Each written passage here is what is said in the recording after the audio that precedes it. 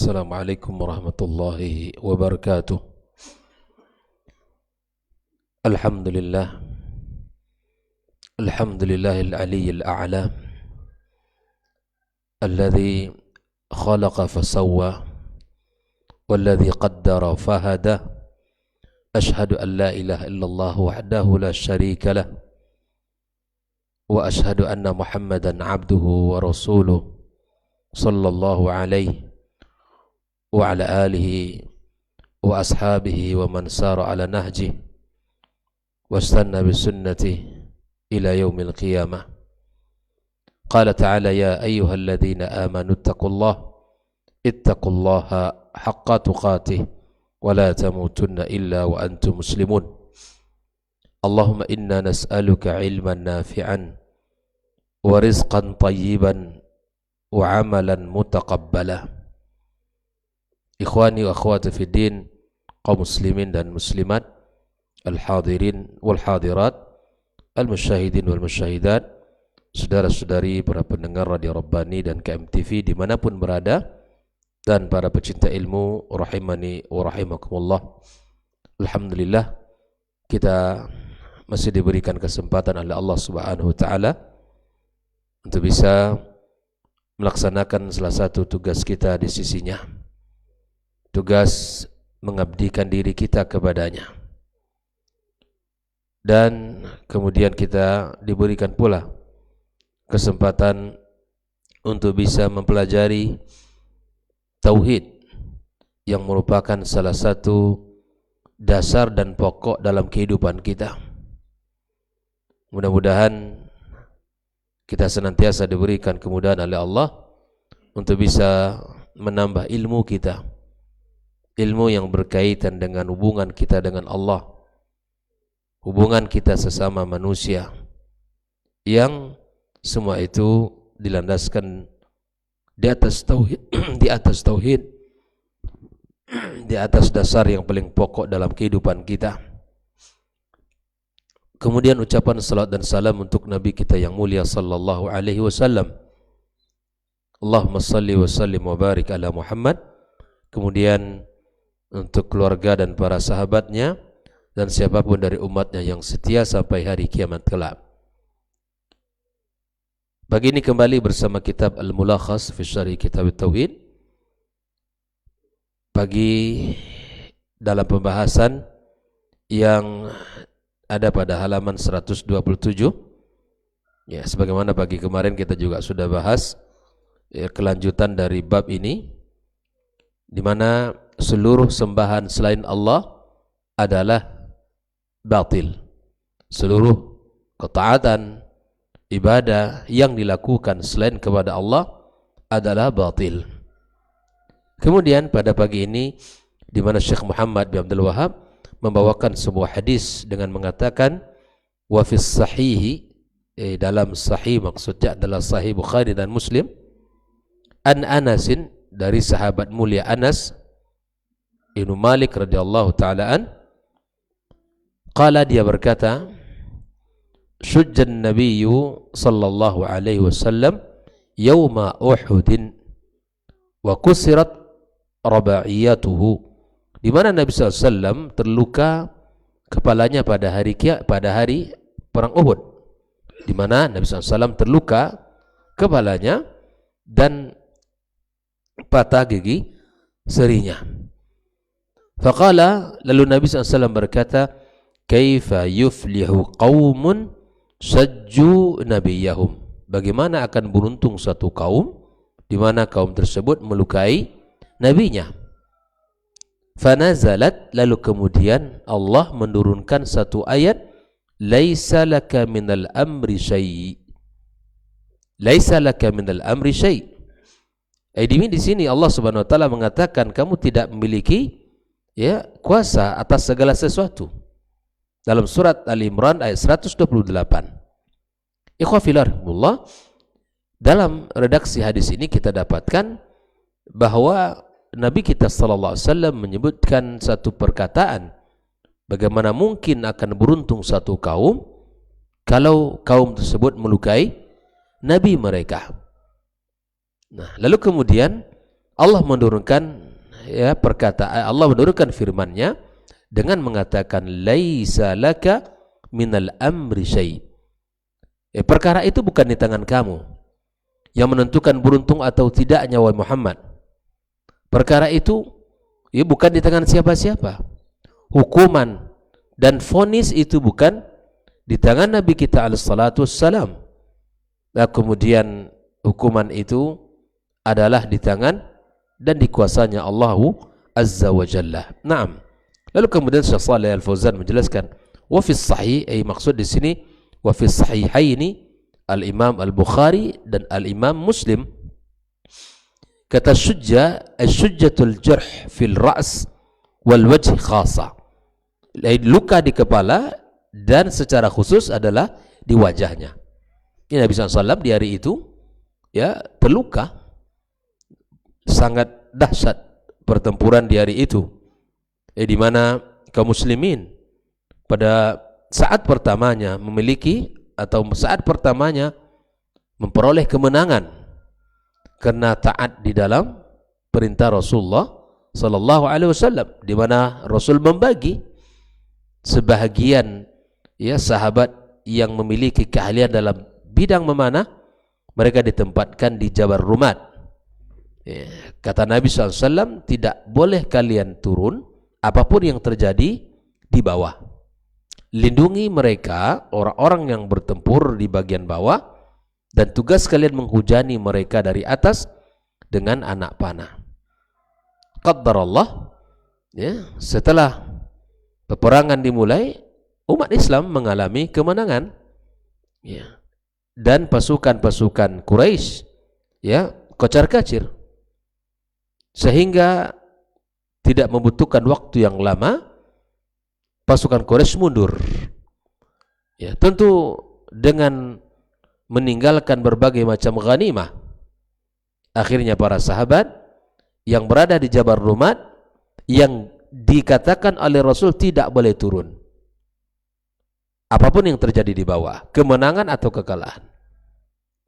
Disinilah ujian berat para sahabat. Akhirnya ada sebagian mereka yang turun, berkuranglah jumlah pasukan yang melindungi kaum muslimin dari arah Jabal Rumat.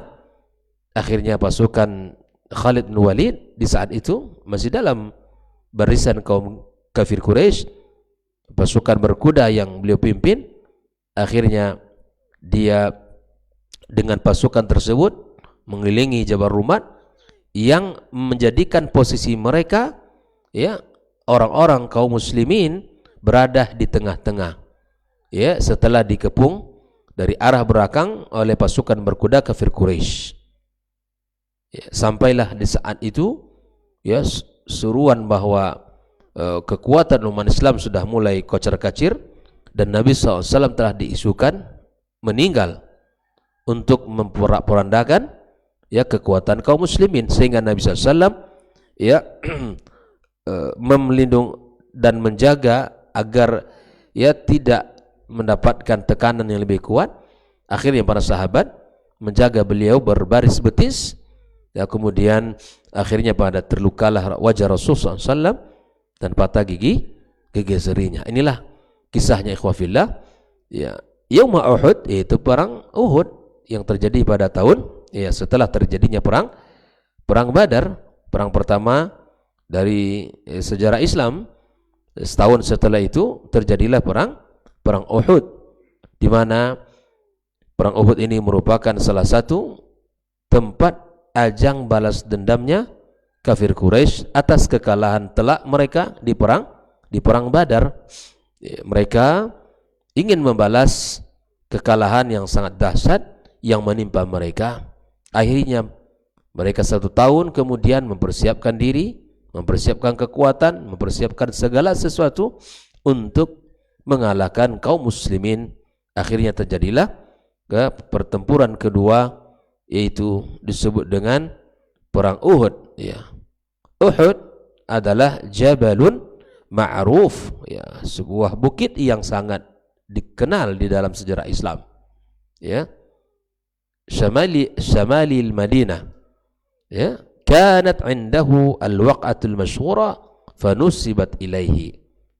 Jadi Jabal Uhud ini atau Bukit Uhud yang sering kita sebut, Nabi sallallahu alaihi wasallam mengatakan tentang bukit ini, Jabalun yuhibbuna wa nuhibbu.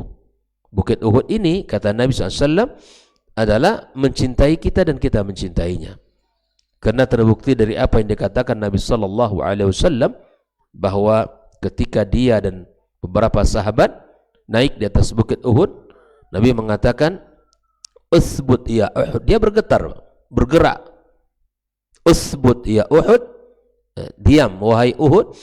"Alaika nabiyyun." Di atas kamu ada seorang nabi, was-siddiqun, ya seorang siddiq yaitu Abu Bakar Siddiq, wa syahidan, dan dua syahid yaitu Umar bin Khattab dan Utsman ibnu Affan radhiyallahu ta'ala anhumah.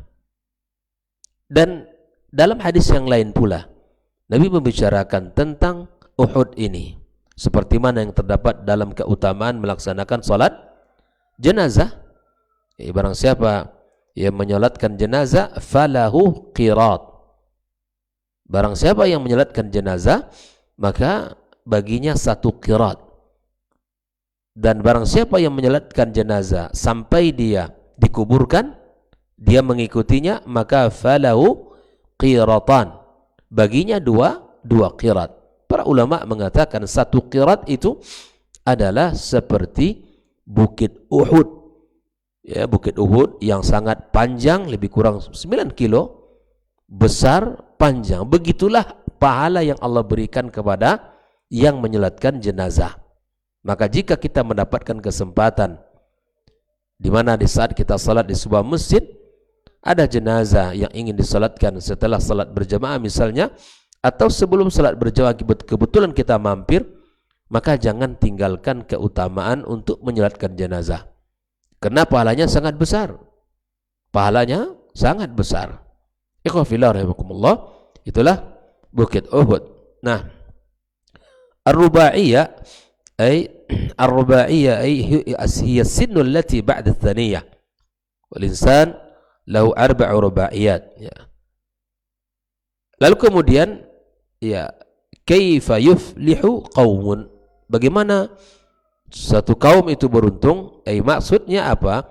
Kaifa yahsul lahumul fawz waz-zafar was-sa'ada ma fi'lihim hadha binabiyyihim. Bagaimana mungkin kaum itu akan mendapatkan kemenangan, keberuntungan, kebahagiaan, ya, sementara perbuatan mereka terhadap nabi mereka seperti itu. Artinya bahwa seakan Nabi SAW mengatakan tidak akan pernah beruntung, padahal ya yang menentukan akibat dari sebuah perbuatan itu siapa? Allah Subhanahu wa taala.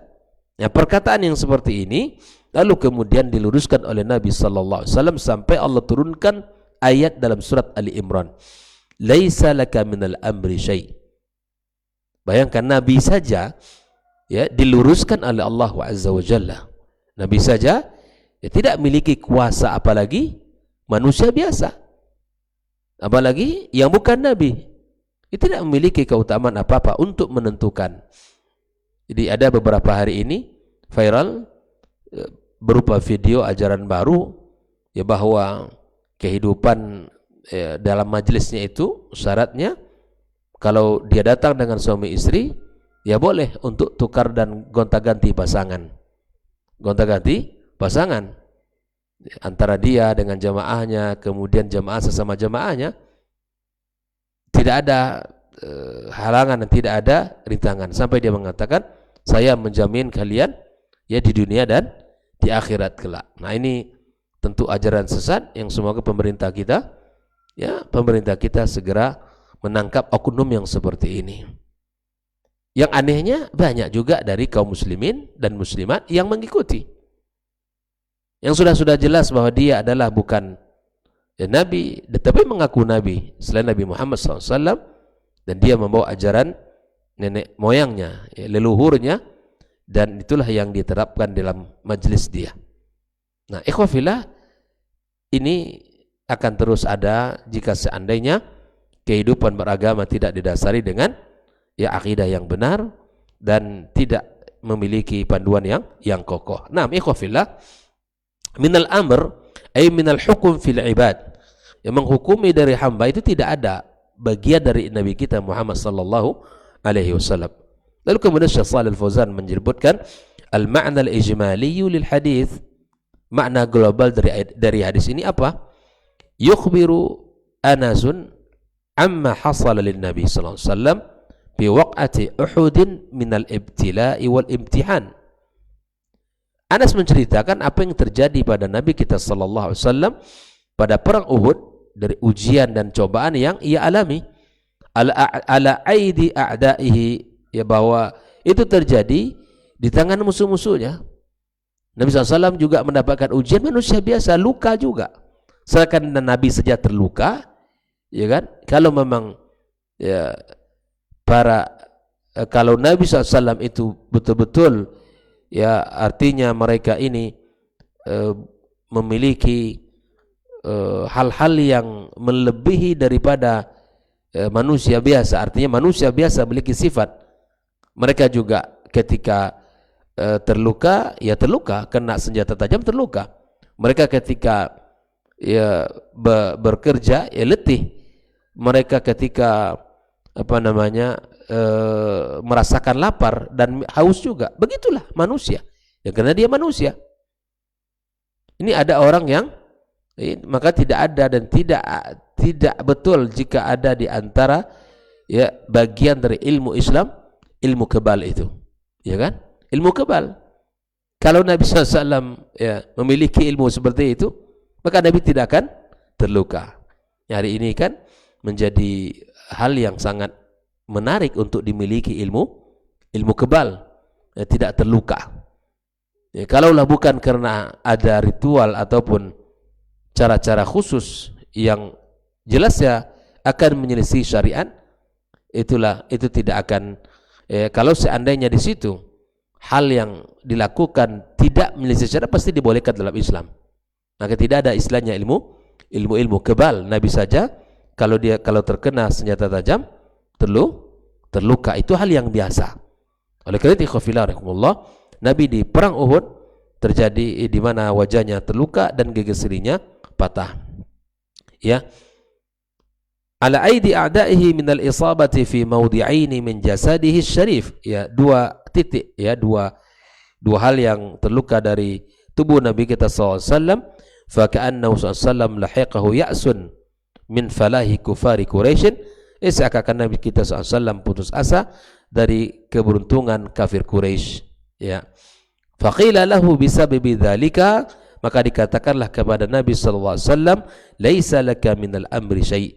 Allah turunkan kalimat ini agar menguatkan Nabi kita alaihi salatu wassalam. Ai awaqibul umuri, ya, akhir dari setiap sesuatu, setiap perkara. Wa hukmul ibadi biyadillah, hukum hamba itu di tangan Allah. Famdi anta li sya'nika, dan lakukanlah apa yang mesti engkau lakukan wahai Muhammad. Wadum ala da'watik, dan tetaplah berada di atas dakwah kamu. Ini perintah Allah Subhanahu wa ta'ala. Ikhwafillah kaum muslimin dan muslimat. Setelah itu Syekh Shalih Fauzan menjelaskan munasabatul hadits lil bab. Bagaimana ketersesuaian hadis dalam bab, ya, pembahasan ini. Anna fiha dalilan, di dalam hadis ini terdapat, anna fihi dalilan, di dalam hadis ini terdapat ala butlani syirki bil awliya, batilnya syirik kepada para awliya wassalihin, dan orang-orang saleh. Liannahu idza kana Rasul SAW lam yadfa' an nafsihi ad-durra, Nabi saja tidak bisa menolak, ya, atas dirinya kemudaratan, walaysa lahu minal amri syai', dan dia tidak memiliki kuasa apapun, fa ghairuhu min babi aula, yang lainnya lebih utama. Ya, kalau Nabi saja terluka, ya kan, apalagi yang lainnya. Kalau Nabi saja bisa dikenai sesuatu, maka yang lain juga lebih utama. Ya. Maka tidak ada istilah ilmu kebal. Ilmu tidak bisa terluka. Ilmu tidak bisa, ya, luka oleh senjata tajam. Itu tidak ada istilah itu dalam Islam. Jelas ya? Tidak ada istilah manusia tidak bisa luka oleh senjata tajam.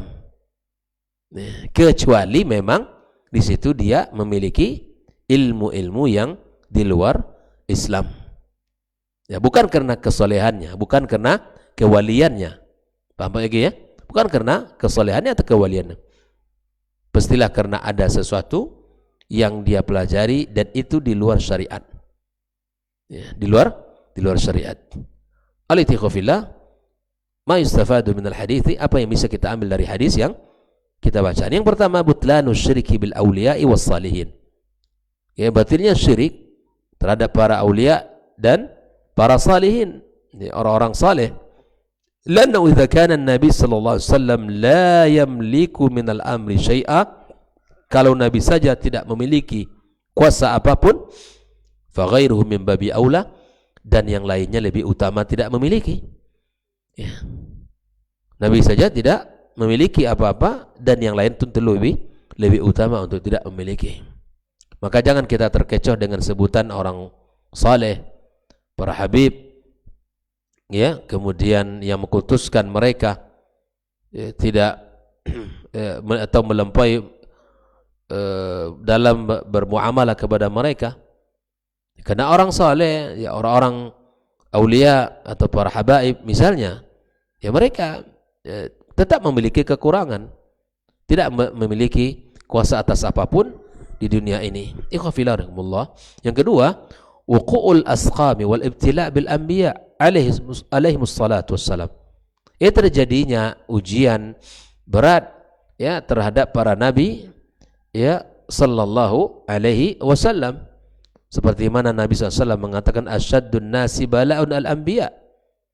Ya, orang yang paling berat ujian itu siapa? Para nabi. Thumal amthal fal amsal. Kemudian orang yang setelahnya dan urutan setelahnya. Artinya kalau manusia adalah orang yang paling mulia itu adalah para nabi, maka kemudian ya mereka lah orang yang paling berat ujiannya di muka bumi ini. Oleh ikhwafillah rahimakumullah. Ini yang ketiga, kedua. Adapun yang ketiga, wujubu ikhlasil ibadati lillahi wahda, wajib mengikhlaskan ibadah kita, memurnikan ibadah kita kepadanya. Li'annahu walladzi lahul amr wahda, karena Allah lah yang memiliki, ya, kuasa, yang memiliki perkara atas segala sesuatu yang tidak dimiliki oleh yang lain. Disinilah inti daripada kita mempelajari tauhid. Mempelajari tauhid bukan sekadar mengenal siapa pencipta Allah. Belajar tauhid bukan mengenal siapa pencipta langit dan bumi, bukan sekadar itu. Mempelajari tauhid adalah di mana kita memurnikan ibadah kita utuh kepada Allah Subhanahu wa taala. Makanya tauhid itu ikhwafillah rahimakumullah adalah landasan yang sangat menentukan kehidupan manusia. Amal ibadah yang didasari dengan landasan tauhid yang benar, itulah yang akan mengantarkan manusia kepada kebahagiaan yang hakiki di dunia dan di akhirat kelak. Ya. Tauhid adalah landasan yang bisa mengantarkan manusia kepada kebahagiaan di dunia dan kebahagiaan di akhirat kelak. Man amila amalan salihan min dzakarin aw untha wa huwa mu'min falanuhyiyannahu hayatan thayyibah. Ketika dia beriman kepada Allah dan dilandasi dengan tauhid yang benar dan ibadah yang dilandasi dengan tauhid yang benar, itulah ibadah yang mengantarkan kepada al-hayatut thayyibah, kepada kehidupan yang baik. Kehidupan yang baik. Jadi kalau kita ingin selamat dan bahagia di dunia dan di akhirat kelak, maka pelajarilah tauhid dengan benar dan amalkan dalam kehidupan kita. Jadi belajar tauhid bukan sekedar kita mengenal siapa pencipta langit dan bumi. Ya, orang kafir Quraisy saja tahu siapa pencipta langit dan bumi. Bahkan iblis juga demikian tahu, ya. Tapi tujuan utama dari kita mempelajari tauhid itu adalah memurnikan ibadah kita kepada Allah Subhanahu wa taala. Yang keempat, masyru'iyatus sabar wa tahammulil adha Wadh-dharar fi sabili da'wati ila Allah. Disyariatkan kita sabar dan menahan cobaan dan mudarat yang menimpa di saat kita berdakwah di jalan Allah Subhanahu wa taala. Tidak ada jalan yang tidak ada rintangannya dan tidak ada jalan yang selamat dari ujian, apalagi jalan dakwah. Jalan yang tidak disukai oleh banyak orang. Jalan yang tidak disukai oleh syaitan. Jalan ini jalan yang penuh dengan onak dan duri. Maka siapapun yang masuk dan berada di atas jalan dakwah, maka kesabaran adalah menjadi perhiasannya. Menjadi perhiasannya.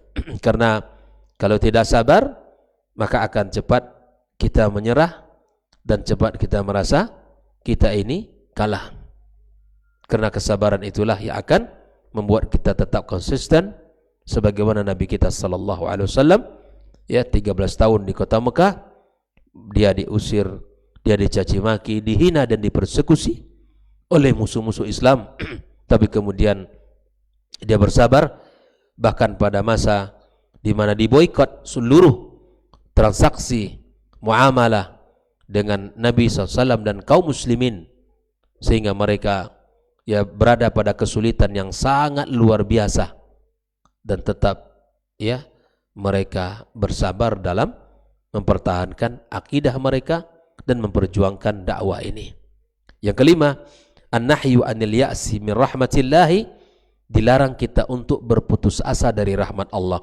Walau fa'ala al-insanu ma fa'ala minal ma'asi, walaupun manusia telah melakukan maksiat sejauh dan sebanyak apapun, allati hiya duna syirik, kemaksiatan yang bukan kesyirikan. Walaupun manusia hanyut dalam kejahilan, kemaksiatan dan dosa, dia tak boleh berputus asa. Masih ada jalan dia untuk bertaubat, masih ada jalan dia untuk berbenah, masih ada jalan dia untuk bisa membersihkan dirinya, memperbaiki kekurangannya.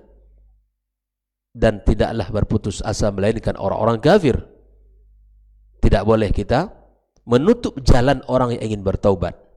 Selagi Allah berikan kesempatan dia di dunia ini, usia, maka selama itu pula lah pintu taubat terbuka baginya. Ketika ada orang yang bertanya ke kita, saya sudah melakukan banyak maksiat dan dosa, apakah masih ada pintu taubat bagi saya? Tentu kita katakan iya. Allah Maha Ghafur, Allah Maha Rahim. Segera ketuk pintu taubat itu, segera kembali kepadanya. Jangan ditunda-tunda. Jangan ditunda-tunda. Sebagaimana Nabi kita SAW mengatakan, innallaha yaqbalu taubatal abdi ma lam yughargir. Allah menerima taubatnya seorang hamba sebelum nafas turun naik di kerongkongannya, atau di saat sakarat tiba. Tentu di situ pintu taubat sudah mulai tertutup. Kisah yang masyhur dalam bab ini adalah qatilu mi'ah, orang yang membunuh 100 orang. Kisah taubatnya sangat luar biasa. Di saat dia bertanya kepada orang yang abid, dia mengatakan sudah tertutup pintu taubat. Tapi di saat dia bertanya kepada alim, maka disarankan untuk segera bertaubat dan meninggalkan daerah di mana dia tempat tinggal awal, berpindah ke tempat yang lain, sehingga bisa konsisten dan bisa istiqamah di atas jalan kebaikan. Di saat perjalanan dia menuju tempat tersebut, qaddarallah adrakahul maniyah, kematian pun tiba. Akhirnya datanglah malaikat azab dan datang malaikat rahmat. Yang satu mengatakan bahwa dia selama hidupnya telah melakukan dosa yang sangat banyak, dan dosa membunuh, maka yang berhak baginya adalah neraka Allah. Yang satu mengatakan dia sudah berjalan menuju ke sebuah tempat yang tempat itu adalah tempat di mana untuk memperbaiki dirinya. Oleh itu tidak boleh kita berputus asa, dan tidak boleh kita mengatakan si fulan adalah ahlun nar dan si fulan adalah ahlul jannah. Kita cukup mengatakan semoga dia termasuk orang-orang saleh dan mendoakan agar Allah lindungi dan jaga dia. Tidak bisa kita memastikan orang, dan tidak bisa kita memastikan seseorang. Oleh itu kita hanya berikhtiar sebagai hamba untuk senantiasa mendekatkan diri kepada Allah, dan keputusan adalah di tangan Allah Subhanahu wa taala. Kulluha tahta masyiatillah. Kita tidak punya kuasa, bahkan Nabi pun tidak punya kuasa. Ya. Oleh ikhwafillah, mempelajari hadis ini akan menguatkan kita dan akan mengokohkan langkah kita agar kita menjadi orang yang kuat di dalam menjalankan agama ini. Apabila tauhid kita tidak benar dan tidak kuat, maka langkah kita akan terasa lemah dan keyakinan kita tidak akan terkawal dengan kuat, bahkan mungkin terjerumus kepada perbuatan-perbuatan maksiat, bahkan jatuh kepada kesyirikan, dosa yang paling besar. Mudah-mudahan Allah berkahi pertemuan kita. InsyaAllah kita lanjutkan pada pembahasan hadis berikutnya. Wassallallahu ala nabiyyina Muhammadin wa ala alihi wa sahbihi wa sallam ajma'in. Wa subhanakallahumma bihamdika asyhadu an la ilaha illa anta astaghfiruka wa atubu ilaik. Wassalamualaikum warahmatullahi wabarakatuh.